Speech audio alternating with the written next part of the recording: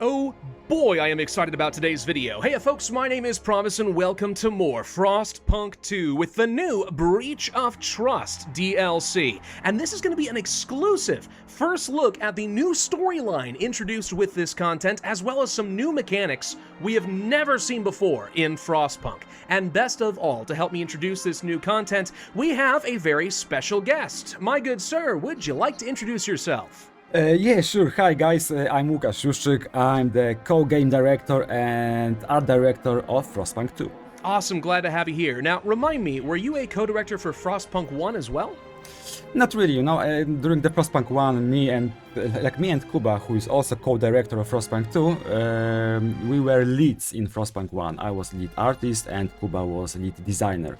So after finishing Frostpunk 1, we started new game with new roles as a co-game directors. Okay, so you're the guy we have to thank for the incredible art of Frostpunk. Yeah, me and the whole team, of course, right? It's not only me. Absolutely, and your team has done a phenomenal job. All right, well, let's go ahead and get started with the new storyline that is in this DLC. And one thing people are going to see right away, we are not going to be in New London. Instead, we are moving to a totally new location in New Edinburgh, which seems like a really interesting choice. I'm curious, why did you guys choose kind of a Scottish theme instead of sticking with the Victorian English? What drove that decision? To be honest, it was mostly about bringing something fresh and unique. That was the our main goal with such setting. But maybe it came around because of the volcano. At the very beginning, we wanted to deliver volcanic theme in DLC 1.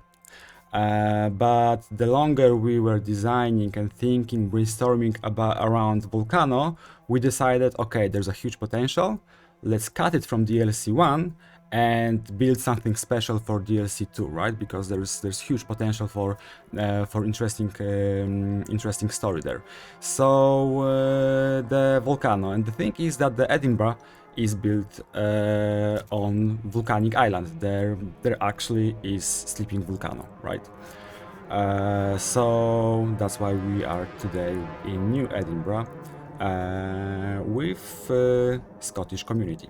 Huh, that's cool. I didn't know that about the volcano. All right, well, let's go ahead and start up a new story. Would you like to give people a quick background summary as to what's going on, what brought us up to this point, how are we becoming the new first citizen of New Edinburgh? Right. So you start the game as a first citizen because the old captain is dead. Basically, he committed suicide. He committed suicide because of the rebellion that was happening in his city. He was he wasn't, a good leader. Let's put it that way. That's why the people rise against him. But what we learned from the intro we are watching right now is that he's kinda bitter and he thinks that the society, his city, is ungrateful. Therefore, at the end, he commits suicide. But someone has to rule, right? So you are a first citizen, chosen through the election at the very beginning of the scenario. Right, thank you for that. And of course, there's something else really important to know about the background of the story. We're not only going to be dealing with New Edinburgh. There's another city. It's a tale of two cities, if you will. We have another colony out there called Aurora, which used to be the food outpost that supplied to New Edinburgh, but under the, shall we say, tyrannical leadership of the last captain, they became discontent and have now declared their independence. So right off the bat, on day one, we've got a choice here. We can choose to negotiate with Aurora and try to peacefully bring them back into the fold, or we can vow to reclaim what is ours, making use of some military force, which we've never seen before. And that's going to be pretty cool. What do you usually go for when you try this scenario? I'm the good guy. I always start with the negotiation, but yeah, there will be a way to change your path. So we can start with negotiation, I guess, and maybe later on we will switch our strategy if we want. But yeah, let's start with negotiation. All right, we can do it that way. I'm usually more of the bad guy. I'm the person who sends those children straight into the mines. But okay, we'll try it this way. Let's go ahead and promise to negotiate with the colony instead of offering to force them. This is going to bring us into our first election, where we have to be elected as the first citizen. We're going to be passing this no problem. And then I believe from here on out, we're going to have to get re-elected every 100 weeks or something like that. So it's going to be very important that we actually keep the other factions happy with us at all times. All right, taking a look at our new colony, there are some problems with what we're seeing here. First off, a few things are overheated at the moment. We can fix some of that for sure. But also, the tremors have kind of caused some major problems. We have a few districts that are currently in disrepair, and we're going to have to fix those. But I don't have enough prefabs to do all that right now, so I need to sort through and decide what do we actually want to keep, what do we not, what makes sense. Yeah, there's a lot that's messed up from the tremors. Now, as far as our heat, one thing we do start off with is a whole bunch of extraction districts with these geothermal plants to extract some steam, which is great, though right now we're over-extracting. But on top of that, it's partly the fact that we are extracting steam from the mountain that's causing some of these tremors. So maybe right off the bat, something I will be doing is turning off some of these excess districts and then pulling back a little bit here so we don't provoke the mountain more than we need to. That gives me some more time between the different tremors, and that could give me some time to recover. As far as actual resources on the map, though, one thing I want to point out right away is we don't have a lot of food. We have this little bit over here and some over here, but it's not a lot for our population, and kind of from the very beginning, you're going to see we don't have any food. And that's kind of a major problem for us. So our only real solution to keep the city fed before the hunger becomes absolutely severe and devastating, we're going to have to trade with Aurora. Which means if we go out to the Frostland map over here, we can see there's Aurora right over there, and we can trade with them. We've also got a couple interesting little things here. Notice that there is a front, a rally point for troops. Something that people observed in some of the marketing materials is there were a couple of new icons in the top right for military platoons and weaponry. Yep, that's a thing we're going to come back to. There's also this little coal outpost controlled by Aurora, and if we were to raise it or take control of it ourselves, that might put a bit of pressure on Aurora to actually negotiate with me and help give me a better deal for some food, which is something I never really expected that I was going to see here in Frostpunk. I'm kind of curious, like, what made you guys decide you wanted to go with aggressive negotiation as an actual path in Frostpunk 2? You know, like, we think, okay, the thing is that we really often are getting our inspirations by watching news, basically, and looking through the window. And negotiation with putting a pressure on resources, it's quite contemporary theme right now. So it just clicked for us that it will feel relatable to put it in that way. Right, that does make some sense. Okay, well, on the topic of negotiation, we need to start that process right away or we are going to die. So let's go to Aurora over here and we can try doing some negotiation. We can say, hey, I've got a lot of coal, and you don't have a lot of coal, which means you need it. You have a lot of food, and I don't. So this is an opportunity for a really good trade. If I offered them, let's say, 30,000 coal in exchange for, like, I don't know, 35,000 food or so, you can see that there is a chance that they will accept. Now, what's going to happen is we're going to send a negotiating team to Aurora. It will take some time to hammer out the details, but if they accept, and they don't always, then this is a trade we'll be able to do. We deliver the goods, we receive the goods, everyone walks away happy. It's also possible they are going to do a counter-offer against me, but for now, this seems reasonable. Let's see what we can do before our people do starve to death. Now, we already have an event here where something seems to be going on. They've lodged our negotiators over at the fishmongers, and we're pretty sure their servants are actually just Lochmore spies trying to learn about our strategy here. So do we want to bribe servants, which, if they're caught, the servants will get flogged by their masters. We could accuse them of spying, or we could just dismiss this. So there's something interesting here because we have Aurora Strength, which is something I'll come back to in a little bit. I personally think that it is probably better to go ahead and take the chance of something good happening for us rather than something definitely bad happening.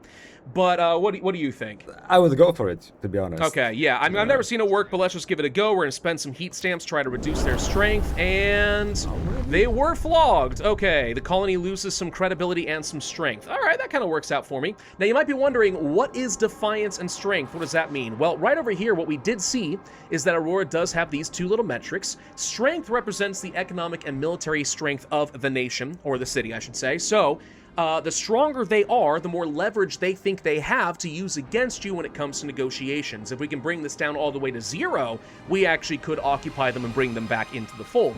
Defiance is more their pride, and if this gets up too high, they may just refuse to negotiate with you out of spite. So in both cases, you want to minimize this as much as possible, and that's going to be kind of tricky. We're probably not going to be able to stop them from building up their strength quite a lot, but we're going to have to find a way, at least eventually. And by the way, let's go ahead and talk a little bit about some factions that we do have in the city, because they are new for us. We do have the brokers, which are effectively like the merchants. These are the guys we have promised to negotiate with, and they're quite happy about this. And they like me, so I'm going to go ahead and raise a few funds from them. The other faction is the Four Fingers. These are kind of the insurgents that were leading the fight against the previous captain, so they're a little bit more on the radical side. And then lastly, we have the Founders. These are the more neutral faction, and they kind of just jump in whenever they already know who's going to win. Otherwise, they're not that easy to predict or to make use of. Does that sound about right? Yeah, exactly. Yeah, so we're going to make sure we raise funds from all these guys. Of course, I do have to play the political game here and make sure that I am properly making promises to these guys, building up as much favor with them as I can. It's very, very important that these guys like us for reasons we're going to be seeing later on, for sure. By the way, it looks like Aurora did agree that they are going to be doing this deal, so all we have to do over here now is come back to the negotiating table, and we're going to send the resources. It's going to take a little time, but then the food is going to arrive, which will solve the problem, at least temporarily, but we're going to have to do this a lot, because, again, we can basically not provide any food of our own at all. Now, something else we see that just popped up here, we have repaired all the districts that were damaged by the tremor, but more are going to be on the way. So what we should do is we should research some emergency shelters in order to fix some of that.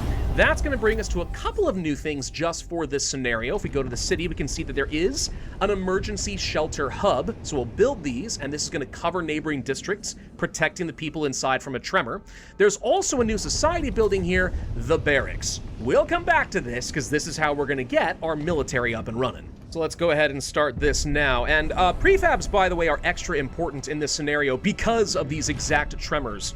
Like, we're going to be having to repair districts quite frequently, and if you do not have enough prefabs, you're going to be in trouble. So that's one of the reasons reducing seismic stress will buy you a lot of time, but don't sleep on producing or gathering up more prefabs. You're gonna need them. In fact, they're so important, what I might actually do is come up over here to some of these steam districts. Since I really don't intend on using these anytime soon, I think I'm just going to go ahead and try demolishing some of these things.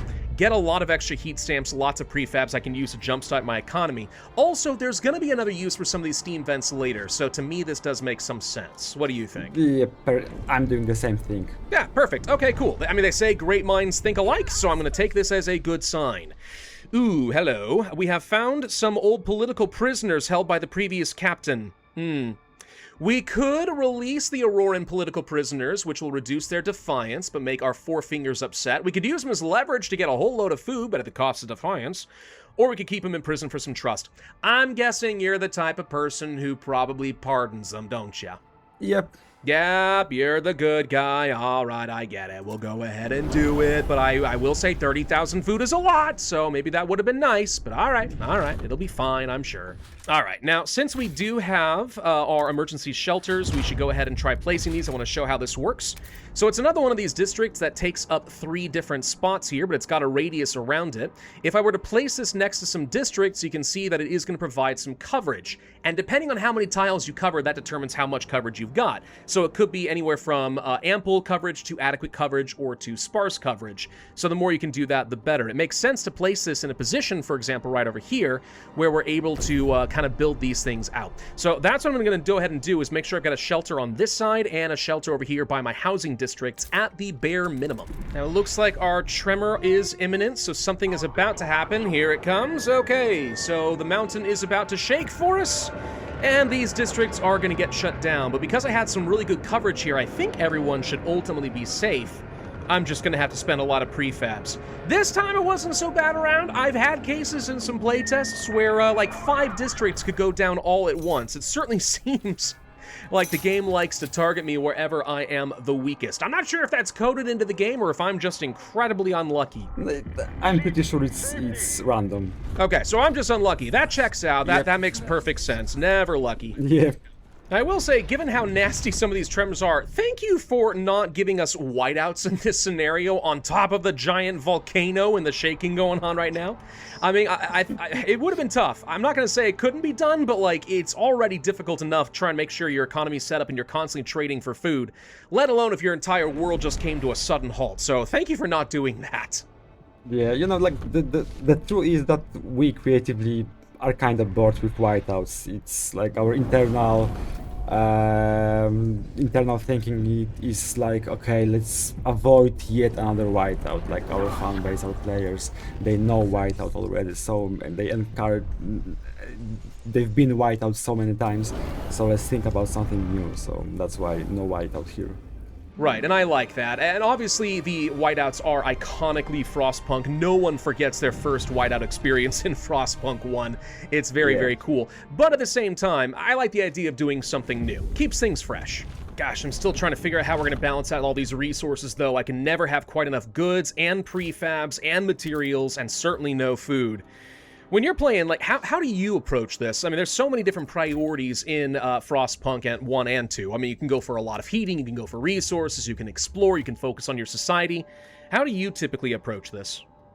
You know, at some point I always invest in heat. You know, in the heating tab, I'm insulating housing. I'm doing heat utilization. I'm doing this whole heat management thing. To save resource and to deal with that resource later on. That's my strategy for this scenario. I'm dealing mostly with coal, trying to exchange coal for food.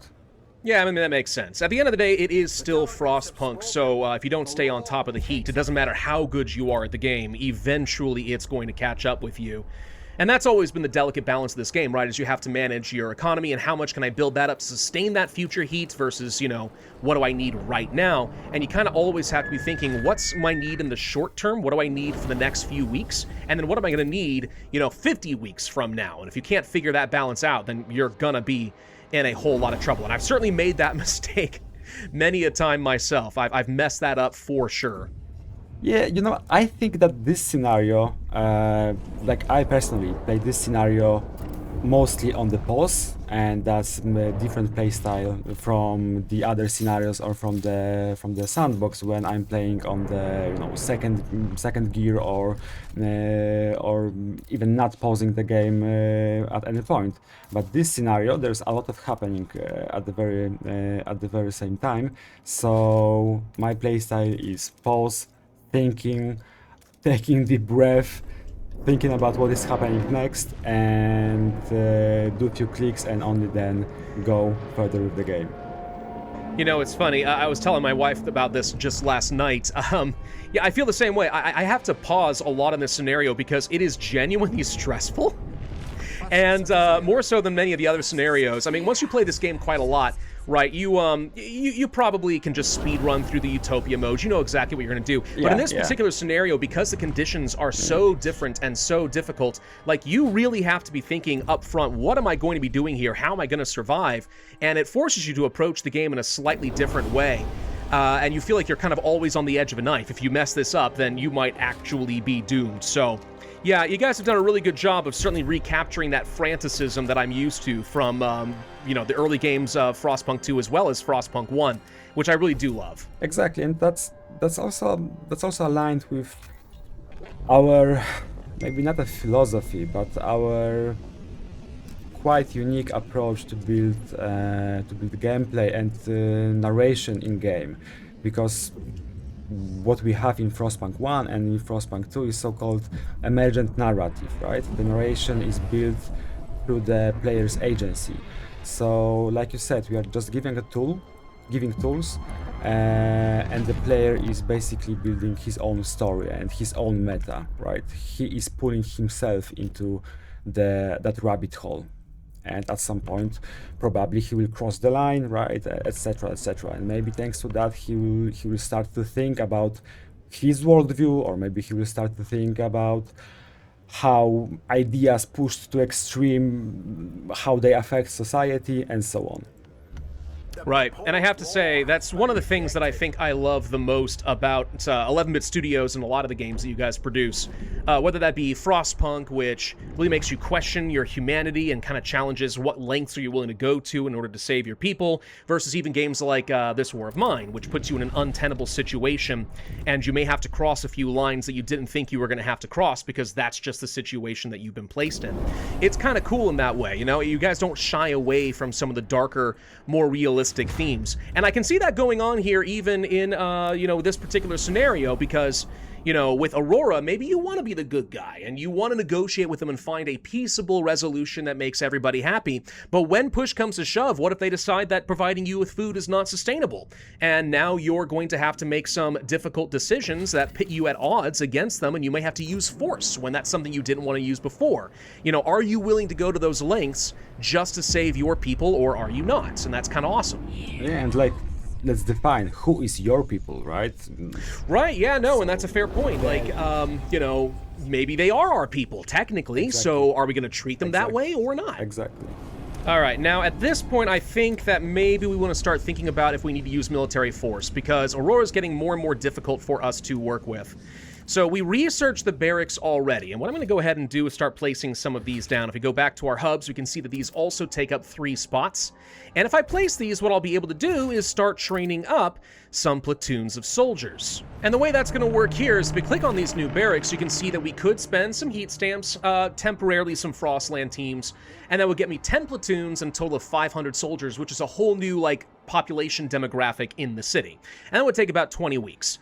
Now, at this point, I think we've seen enough here of the early stages of Act 1 to at least get up to this point. So what I'm going to do is open up a save game that 11-bit so very graciously provided me so I can show you exactly how combat works in this game. So in this case, if I go over to the staging area, we can see in this save file, it looks like they've provided me with 80 platoons. Oh, that's quite a few. Okay.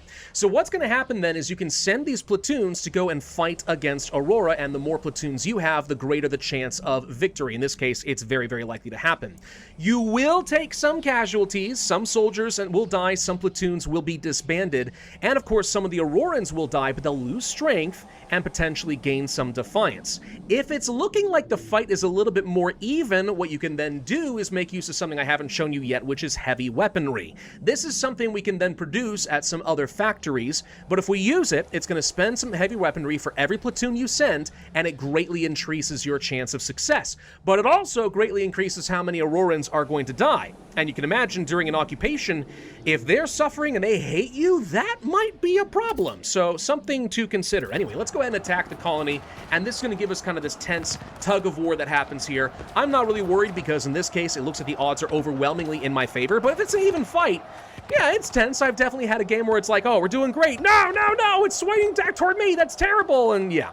Anyway, so what happens now is we are reducing the strength here of Aurora, so they've lost some of their power. Their defiance did not go up because they did not win this fight, so they feel pretty bad. If we can get this down to 0, that is how we are then going to occupy Aurora and forcibly bring it back to our city. Case in point, we can finish off Aurora now, so that takes down all of their strength, which means we are going to start up with Act 2 of the game, which now gives us control of Aurora. So just like with the New London campaign, you can bounce between different maps.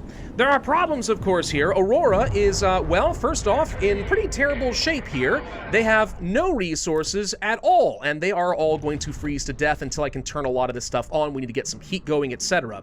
Also, we can see from the map here, these guys do have a lot of food sources when it comes to fishing. So they have their own unique hub over here to gather up some food, but it's not as much food as you would think. And that's kind of their only main resource that they can send back to you. So now we really have to start making use of lots of trade just to keep both of the cities afloat. They're going to be relying heavily upon each other. But that comes with other problems. You may notice we have some new factions here. We have the Tinkers and the Lockmores, which are now basically a resistance faction. And kind of like the protests from New London, periodically, they're going to shut down some of your districts. Oh, here's a good example of that right now. So this particular area has just been shut down. Now, if we had a bunch of different guards that we could send here, we could try to suppress this, just like a protest. Or, of course, we could send in the platoons with some weaponry.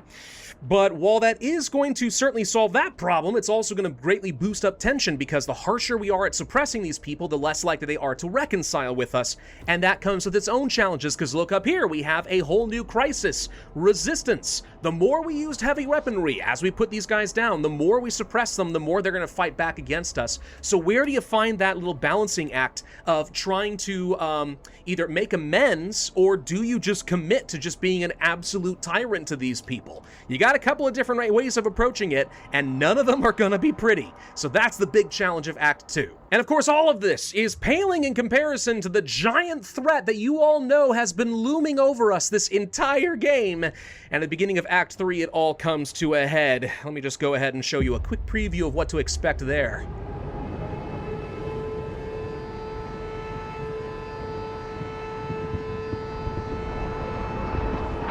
Yeah, guys, I think the city might in fact be cooked. Maybe just a little bit, literally and figuratively. Which is going to lead us to a whole new challenge, which is to quickly evacuate New Edinburgh, because it's not a question of if this city can survive, it can't. It's only a matter of how long we can last before it all burns. But I don't want to spoil any more. That's just a challenge you all have to look forward to. Guys, I think this is a really cool DLC. I really like the direction you've gone with this. It's a very engaging storyline. The conditions are certainly tense and constantly ramping up that pressure in proper Frostpunk faction. I really like it. Now, I do have a question for you. So obviously we saw a bunch of new mechanics that were introduced with this scenario.